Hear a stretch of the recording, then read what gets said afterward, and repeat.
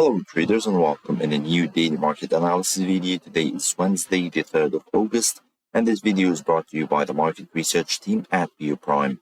Let's have a quick look on the markets and starting off with the economic agenda. Basically, we do have a couple of key information and economic releases that we will be looking for, and this basically starts by the beginning of the European session by the PMI numbers or the Purchasing Managers Index from the Great Britain. We will be looking for the composite as well as the services PMI for the month of July, and both basically are expected to come as exactly as the previous numbers for June. Going forward, we will be having also the PMI, the non-manufacturing PMI from the US economy, and we end the day with the crude oil inventories for today. This is Wednesday. This is all of the numbers and economic releases that we will be looking for. Let's have a quick look on the technical analysis and the charts.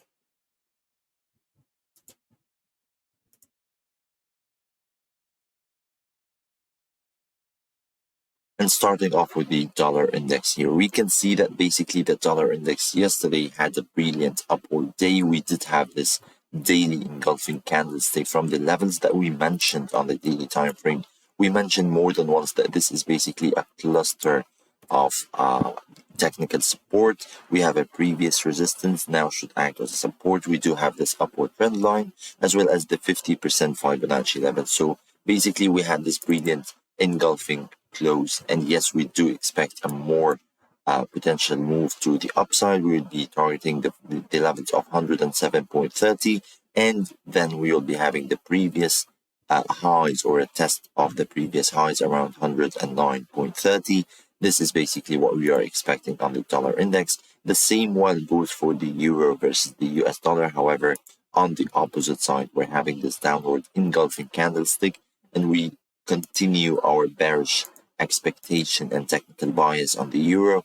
The targets are basically anchored around the 1.1 handle and then the levels of parity that we are having, or the 1.01.